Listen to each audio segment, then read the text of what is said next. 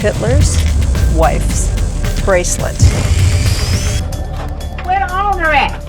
Yeah, I'm not paying for no gold car. A guy pulls up with an old-school 1988 Lincoln, gold grill, chains, and everything. It looks like a rolling rap video, and the crew can't stop laughing. Just when you think it's normal, they open the trunk, and boom, Ashley jokes there's a body in there. You can feel the whole vibe shift. Les likes the look, but reality hits. It's only worth what they can resell it for. Yeah, I dreamed about you last night, so you probably look good in this car. You know, old school. Hey, you got the stuff. Here's where it gets hilarious. Instead of asking for straight cash, the seller wants lawnmowers. Not one, but two big ones. He's basically trading his ride to start a landscaping business. Seth quickly shuts that dream down, but Les steps in and bundles the car with one mower and some extras. Honestly, watching a Lincoln turn into lawn equipment was the most Detroit hustle ever. What, the little ones? No, the big ones. You want one of those? Got 60. Next up, a man strolls in with champagne glasses. Sounds fancy, right? Nope. Made in China, brand new. Still in the box. The seller wants $65, but Seth isn't having it. Why would I buy them from you when I can just go to the store? He shoots back. The dude's face is priceless. He knows he walked into that one. No, champagne glasses. Never been used, still in there. Made in China. How much did you want for them? The negotiation turns into comedy. Seth offers $20 total, not per glass, just for the whole set. The seller pushes back, drops to $55, then $45, then $25, then $15. By the end, Seth seals the deal for $21. You gotta admire the persistence, but man, those glasses probably weren't even worth that. I'll go 20. Want the 20? We'll take care of you. All right, man. Yo. Come on down here with me. Later, a customer brings in a poker table. Instead of haggling like normal, Les decides to gamble for it. Literally. They play cards right in the shop to set the price. Seth wins the first hand. Everyone's hyped, but of course, the luck flips. By the end, Les pays $125 for the table, way more than he wanted. Talk about gambling biting back hard. Taking up space. I like to play cards here and there. How much would you take? $1.75. Then comes the most shocking item of the day. A woman walks in claiming she has Hitler's wife's bracelet. Yup, Ava Braun's bracelet, complete with a swastika. The shop goes dead silent. Les inspects it carefully, knowing this could be six-figure history or total garbage. It's gonna make the hair stand up on the back of your neck. Should I brace myself? I guarantee you, it's Hitler's. The seller whips out paperwork saying it's fully documented, but Les instantly spots the scam. The notary stamp shows a commission that expired in 1982, yet the paper's dated 1999. That's a 17-year gap of nonsense. Looks like a bogus notary, Les says flat out. You could feel the disappointment crash down on the woman's face. She brought in a certification paper that was bull. It was dated from a notary commission expire in 1982. If the documentation had been legit, Les admits he might have shelled out six figures. Instead, she walks away with nothing but an awkward smile. The wildest part? She doesn't even care about history. She straight up says she'd rather have diamonds than an old Nazi bracelet. Drama overload. And it probably would have brought you the money if that would have been correct. You guys sure you know what you're talking about? Nah, we're a small-time operation. As if that wasn't strange enough, another woman tries to pawn piggy banks. But not just any piggy banks, ones she claims she has to get rid of because she and her husband just converted to Islam. The way she tells the story, I hid them upstairs, he smelled pork in the garage, had Ashley rolling her eyes instantly. Me and my husband, we just became Muslim the other day, and we cannot associate ourselves with pork. Les quickly shuts her down with the most creative excuse. The Food and Health Administration won't let them store items like this. Total bluff, but it gets her out of there before she wastes more time. Honestly, best pawn shop improv I've ever seen. She was just plain nuts. I had to get rid of them. I'm just trying to get whatever I can get from cash. And then comes the chaos outside. Seth pushes for his wild marketing idea, a money grab machine and a raffle giveaway. By 6:45 a.m., hundreds are already lined up in the parking lot. The energy is insane. People dive into the booth grabbing cash like their lives depend on it. It's pure madness. We are here to grab the snatch the money. They were here early. 6:45 is when they started lining up. Yeah. But the raffle, total disaster. Les starts calling numbers, and no one claims the prizes. People wait hours in the rain. Tensions rise, and you can feel the crowd about to erupt. 500 people waiting for free stuff can get real dangerous real fast, Les warns. 314915. What the? When the staff realizes they messed up the ticket count, Les improvises brilliantly. He just starts handing out prizes directly. TVs, jackets, stereos, you name it. The mob transforms into a cheering crowd chanting "Pawn Detroit." The risky stunt actually works, and the shop becomes a hero in the city. People have been waiting 4 or 5 hours in the rain, so I just started giving it away. A man strolls in with a thick gold necklace, bragging about its beauty and how he wants around $800 for it. Les takes one glance and shuts him down, calling it scrap. The customer looks crushed, like he just found out Santa isn't real. Les tells him it's only worth melt value, and you can already feel the tension. Talk about an instant reality check. How you doing today? Hey, how you doing there, right? Good. What can I do for you? I'm looking for something like a price on this. Les lowballs hard, offering $520, which makes the guy look like he's choking on his pride. They argue back and forth, the customer insisting it's worth more because it's beautiful. Les doesn't budge. He's already thinking about tossing it into the furnace. The man pleads, but Les stays ice cold. The tension builds until suddenly, Les comes up with the craziest idea possible. I'm not kidding you. Let's say 600. 520. Out of nowhere, Les pulls out a quarter and says they'll flip a coin. If the guy wins, he gets $550, but if he loses, it drops to $500. Even Seth looks like he's about to fall over from disbelief. Can you imagine gambling with hundreds of dollars over a coin toss? This is why Les is both a genius and completely insane at the same time. Well, I'll tell you what I will do. What? I'll flip you. Flip me what? The flip goes down, hitting the floor like it's the Super Bowl coin toss. The customer yells heads, and unbelievably, he wins. The man goes wild, screaming like he just hit the lottery. Les pays up, muttering about losing $50, while Seth shakes his head in disbelief. Watching the guy dance out with his lucky money was priceless. He even says he's taking it to the casino. Talk about Detroit energy. Heads it is, baby. Heads it is. There you go. That's what I'm talking about. Now let me see one thing. Let me see that chain. Not long after, another character walks in, this time with a massive 5-foot gumball machine. Yes, you heard that right. A gumball machine big enough to look like it belongs in a casino lobby. The guy admits it was an impulse buy for his daughter, but now it's basically a giant sticky mess in his house. Les checks it out and instantly spots broken parts. My name is Rock. I got a 5-foot gumball machine. It was an impulse buy. I ended up buying it for my daughter. The seller confidently asks for $500. Les almost falls over laughing. He counters with a savage $50 offer, which the guy takes as pure disrespect. They go back and forth, the customer begging for something higher, Les refusing to budge an inch. The dude even tries meeting halfway at $75, but Les stays locked at $50, smirking the whole time. How about $50? $50. He was out of his mind with the amount that he wanted to get for it. Finally beaten down, the seller sighs and accepts the $50 deal. And here's the kicker. The second Les buys it, he turns around and sells it for $100 on the spot. The poor guy is still standing there watching Les double his money in front of his face. The seller looks salty but admits Les is a little shrewd. Honestly, that was highway robbery, but hilarious robbery. Seemed like a nice guy. I'll do it for 50. Great. Thank you. You got yourself a great gumball machine. I Les. appreciate it. Meanwhile, chaos erupts when a woman storms in, furious about her fur coat. She claims the store tore the pocket while it was in storage. Seth instantly calls it a scam. After all, the coat had been there for years. She isn't buying his explanation and demands it be fixed. You can cut the tension with a knife, the drama level, through the roof. Coat is tore in the pocket. Did you just pick up your fur? I just picked it up. Seth tries to compromise, saying he'll send it to a seamstress but make her pay for it. She explodes, yelling about calling the police and even threatens lawsuits. The back and forth turns nastier until another employee steps in, offering to split the cost of repair out of his own pocket just to calm her down. For a second, it looks like peace might be restored. He's the owner. No. It's a certain section of New York where you go and you get stuff like that. I'm the owner. But nope, she blows up again, screaming that they tore up her coat and vowing she'll never come back. Then she drops the nuclear line. She threatens to return with a double-barrel shotgun. At that point, Seth shuts it down completely, telling her she's banned from the store. Security steps in, and you can just feel everyone's blood pressure skyrocketing. Drama overload.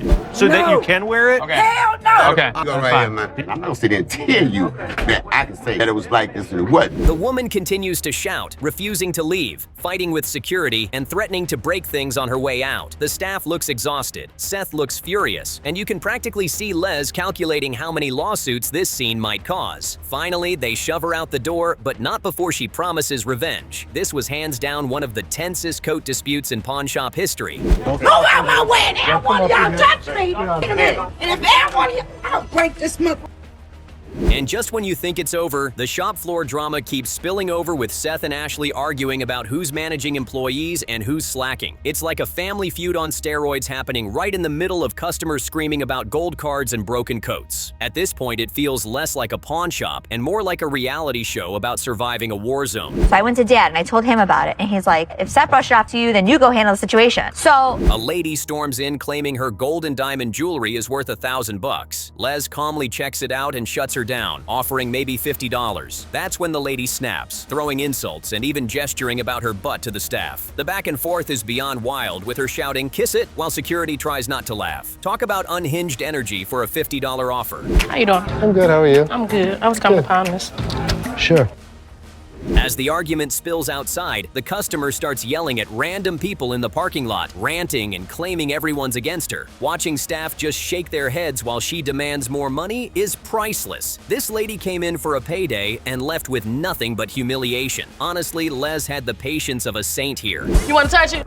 Kiss it. He started making gestures about her. Then, absolute history rolls into the lot. A couple shows up with a limited edition 2009 Iacocca Mustang, one of only 45 in existence. This thing is a collector's dream, complete with plaques, serial numbers, and Lee's signature. Les's eyes light up immediately. You can see he needs this car. Seth is hyped too, reminding everyone how insanely rare this opportunity is. The limited edition 2009 Lee Iacocca Mustang, 1 out of 45. The sellers explain they actually won the car at a casino raffle, beating out 2.4 million entries. Can you believe that luck? They say it's valued at $93,000 and want $95,000. Les starts the dance, throwing out $55,000 while Seth inches higher, trying to reel them in. The tension at the counter is thick. This is not your average pawn deal. In Detroit is Iacocca. Yeah, right. I mean, He wasn't Ford guy. He was Chrysler. Negotiations heat up as the couple drops their price to $80,000, but Les won't budge past the mid-60s. He and Seth go back and forth with the sellers, trying to squeeze every dollar down. Les flat out says, $65,000, take it or leave it, and the couple initially walks away. Can you imagine walking out on $65,000 cash? I don't see 80. I mean, I'm willing to move, but it's not going to be that high. But it's not over. Les and Seth huddle outside, weighing whether to chase the deal. Eventually, the sellers come back and the back and forth gets even sharper. They push for $68K, Les counters $66K, and watching Les's poker face during this negotiation was pure masterclass. 66? 70? You're great at $66,000. The deal closes. Les writes the biggest check in shop history, and the staff can barely contain their excitement. A $66,000 car sold right out of a pawn shop. This Mustang instantly becomes the crown jewel of American jewelry and loan. You could feel the pride in the room, like everyone just witnessed history. What about 68? You're great at $66,000. I'm telling you, $66,000, it's fair. Not long after, another piece of Detroit history enters. A Detroit Pistons championship ring. The seller explains he earned it while working with the team, and Seth lights up, remembering his time as a Pistons ball boy. This isn't just jewelry, it's a piece of Motor City pride. Les is instantly interested for his personal collection. I'm gonna bring in my Piston championship ring. Wow. It's a championship ring by the Detroit Pistons. The seller wants $3,000, but Les starts at $1,500. The haggling gets real, with numbers flying. $2,300, $1,800, back and forth. Finally, Les sweetens the deal. $2,100 now, and if the seller brings back the original box, Les will bump it up another $300. They shake hands at $2,100, and you can see Les grinning like a kid. That ring was never leaving the shop. $3,000. Do you have the box? I have it at home. I don't have it. Okay. Things then take a turn into surreal territory when a man comes in with his imaginary friend. Yes, he's trying to pawn jewelry while talking to Robert, who only exists in his head. Les plays along, introducing Robert to Steve, their commercial guy. The man insists Robert says it's worth $200, while Les deadpans that it's stainless steel worth maybe $10. Pure comedy gold. My partner right here, Robert, we want to pawn this. You're who? My partner, Robert, right here. The customer refuses to leave, demanding money for his imaginary friend-approved bracelet. Les cleverly has Hook pretend to be the boss, trying to lure him outside, but the guy digs in, shouting, "I'm not leaving till I get money." Security finally has to drag him out while he screams that Robert and Steve will back him up. Honestly, it's one of the funniest and strangest pawn shop meltdowns ever. I think it's really cool, but I can't give you anything for it because it's not silver. You can't give me anything for it. And just when you think the episode can't get any more chaotic, a man storms the counter demanding a loan on outdated gear. When Les says no, he flips out, getting aggressive and threatening staff. Security swarms. The guy shouts, "Take your hands off my mother," and Les doesn't hold back, barking right back at him. You can cut this tension with a knife. It was about to explode. I love the D. I love the D. Always gotta love the D. The man gets dragged out, still screaming that he'll come back for revenge, while Les warns it'll be his worst day if he tries. Watching Les stare him down was chilling. No fear at all. That's the kind of boss energy only Les Gold can deliver. Hardcore Pawn never disappoints with the meltdowns, but this one, absolutely next level. Hey, yo, man's carrying my out then. Y'all want to do like that? Y'all surrounding me around this mother. I mean, what's up with that? On that bum ass. First up, a family waddles in with a giant snowman costume. Yep, Frosty the Snowman in Detroit in August. Les can't resist roasting them, cracking jokes about the poor guy sweating inside the suit. They want $200, Les counters with $50, and after a pathetic round of bargaining, Frosty melts under the pressure. They give in. $50 for a human-sized snowman. Honestly, that's cheaper than renting an Olaf mascot at a birthday party. Hi, I'm Les. I'm Baraka. Baraka? Yes. Darrell, nice to meet you. Darrell. And the snowman is our son. Les struts away like he just pulled off the heist of the century. He brags, "I can sell anything." Sure, Les, because who doesn't want to buy a used, sweat-soaked snowman outfit in Detroit? Watching the seller's defeated face while Les gloats is peak hardcore pawn energy. Cold-hearted? Yes. Profitable? Also yes. You want to pawn the suit or sell the suit? Sell the suit. So how much did you want for it? I was asking like. Then the shop gets blessed with comedy gold, a couple wheels and a giant fiberglass hot dog statue. The wife explains she banned it from the house with the most legendary line ever. "You can't have the weenie in the living room. I nearly fell out of my chair." That's a divorce court exhibit waiting to happen. We're here hoping to do some wheeling and dealing on our weenie man. She proudly announces she paid $1,200 and wants $900 back. The Golds laugh like she just told the best joke of 2013. They throw out lowballs, $150, $250, maybe $300 if they're feeling generous. She won't budge under $500, and honestly, good for her. In the end, no deal. She walks out dragging her weenie man behind her like a trophy of stubbornness. We've had a few honks on the way here. Made out of fiberglass. Ashley and Seth are dying laughing once she leaves. Imagine showing your guests around the house and casually saying, "Oh yeah, that's my fiberglass hot dog by the couch." The only thing harder to sell than that hot dog statue, explaining to your wife why you brought it indoors in the first place. Have a wonderful day. Thank you. Take your weenie and have fun. Thank you. Next up, the vibe flips to emotional. A teenager shows up clutching a fox fur teddy bear her mom gave her. But this isn't a aw moment. She's selling it to fund her senior trip to Cancun. Karen jumps in, examines it, and immediately bursts the bubble. It's not pure fox, it's stitched together from fox scraps and coyote fur. Basically, build a bear for furriers. So what brings you guys in? It's actually a pure red fox fur bear. The girl wants $350. Karen counters at $60. Ouch. The boyfriend tries pushing for $175, but Karen shuts that dream down real fast. Eventually, Karen bumps it up to $85, and they accept. Cancun money secured, minus the emotional damage of pawning mom's gift. That bear didn't just lose its fur value, it lost its childhood innocence. Is coyote. The speckled fur, that's how you can tell the difference. Honestly, Karen deserves credit here. She was calm, fair, and professional. Compare that to Les throwing $50 at Frosty earlier. Karen's basically the Oprah of pawnbrokers. You get $85 and you get your Cancun dream, sort of. Little did Ashley and Seth know, Karen's professionalism was about to make them look very, very bad.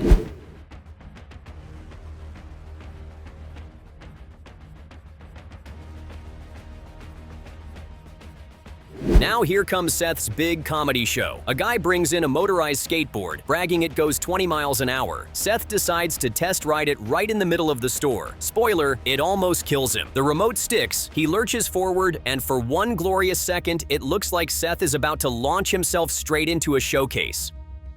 Tell me about it. It is 24 volts, 500 watts, does about 20 miles an hour. The seller wants $300. Seth offers $50, calling it a liability lawsuit on wheels. The guy tries to negotiate up to $150, but Seth stands firm. No deal. The guy leaves with his skateboard, and Seth walks away without a broken collarbone. A true miracle. Watching him wobble like a kid on training wheels, comedy gold. All right, so you sure I can use this? Yeah. No problem? Yeah, remember how to ride a skateboard. I swear, Seth almost became the first person in history to file a workers' comp claim for attacked by skateboard. The seller swore nobody had ever fallen off it, and Seth almost became Exhibit A. Forget Hardcore Pawn. This was Hardcore America's funniest home videos. Nice meeting you. Thanks for coming in, Tim. Thank you. Good thing I didn't fall. Be careful. Yeah. Then comes Les's nuclear bomb, the secret shopper results. He plays back hidden camera footage like it's a courtroom drama. Seth gets caught ignoring a customer. Ashley literally yawns in someone's face. And Les is just sitting there smirking, replaying the footage like he's directing a comedy roast. The tension? Unbearable. Secret shopper. I got the written report, and I have the video that they sent. And the twist? Karen, the teddy bear whisperer, scores a whopping 98 out of 100. Les calls her a rose between two thorns, and you can practically see Ashley's soul leave her body. Karen beams, Seth sulks, Ashley looks ready to strangle her dad. Les, he's basking in the chaos like a cat in a sunbeam. Family harmony, non-existent. Entertainment, top tier. One time out of like maybe the past 20 years that I've been here. And it just so happened to be A furious customer storms in over a giant TV he claims should have still been in pawn. He insists someone told him he had 2 months, not 1, and Les tries explaining the policy, but this guy is having none of it. He's heated, swearing, and demanding a replacement 73-inch set. Can you imagine expecting a brand new $5,000 TV because you misread a slip? Talk about bold. When you pay the $20, she gives you 1 month from your date, yes? She told me I get 2 months. As the argument escalates, Les offers a shocking guarantee. If the man can produce paperwork proving the mistake, he'll buy him a brand new TV. The tension is insane. For a moment, you almost believe the guy's confidence. But when no documentation appears, Les smirks like he just won a chess match. The customer storms off yelling about being robbed. Drama overload. bring me the documentation. That's fine, the small things, but the big issue is... The big issue is this. The big issue, sir. Next up, heartbreak walks through the door. A man brings in his late wife's wedding rings. Les's tone changes instantly. He spots a chipped diamond and explains the resale challenges. It's one of those moments where you can actually feel the weight of the story. Instead of just buying it, Les suggests turning the ring into a pendant for the man's daughter. Honestly, a surprisingly tender move from the pawnbroker king. So what you got? My wife died of cancer 4 years ago. Those are our wedding rings. The man agrees, and you can just see the relief on his face. The shop transforms the ring into a beautiful necklace. When he holds it up, it's emotional. You can see this will mean everything to his daughter. Even Seth admits it was the perfect idea. Forget dollars and cents for a moment. This was one of the rare heartfelt scenes where everyone's smiling.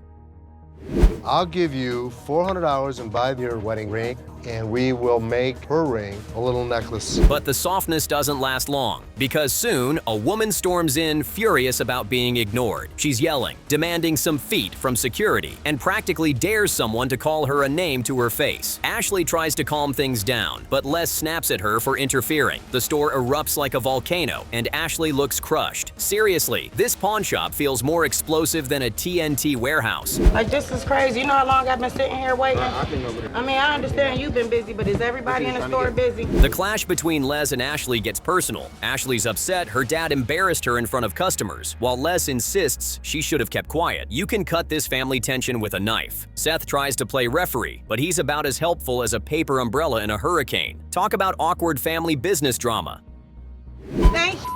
They in there treating y'all like our money ain't no good, so find somewhere else to go. Then the episode's showstopper rolls in, a 1938 Austin hot rod that looks like it drove straight out of a Mad Max movie. The seller brags it can hit 170 miles per hour, and Les and Seth are immediately hooked. The roar of that engine nearly blasts them back through the wall. For a second, it looks like Les is about to whip out the checkbook without even asking the price. Gary Potter. Nice to meet you. It was a badass vehicle. So, The seller drops the bomb. He wants $25,000. Seth looks ready to faint, but Les is seriously considering it. The problem? The car isn't street legal. It's just a drag strip monster. As soon as they hear that, the excitement fizzles faster than a flat soda. Seth jokes about offering $1,000 and the seller walks. Painful, because that ride was pure eye candy.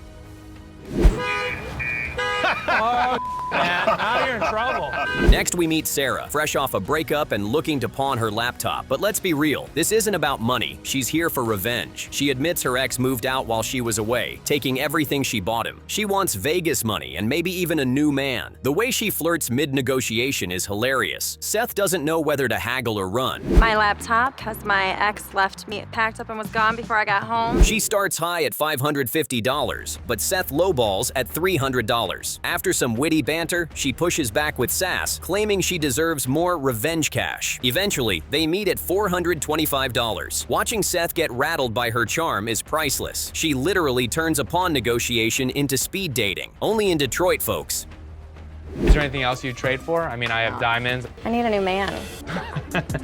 Sarah doesn't stop there. She starts joking about needing a new man, and suddenly Rich is dragged into the scene like some reality show bachelor. The whole shop laughs, but Seth looks like he just got outplayed. Sarah walks off with cash in hand, probably planning her Vegas revenge tour. Honestly, one of the funniest pawns we've ever seen. He told her to go out of town. She goes out of town. She comes back. The house is empty. You know how to pick them, don't you? What else you buying? Back in the main store, the earlier TV dispute flares up again. The customer refuses to accept he was late and keeps ranting about respect and loyalty. Les calmly shuts him down, reminding him rules are rules. But the customer's shouting through the bulletproof glass makes the whole store feel like a pressure cooker. Pure reality TV gold.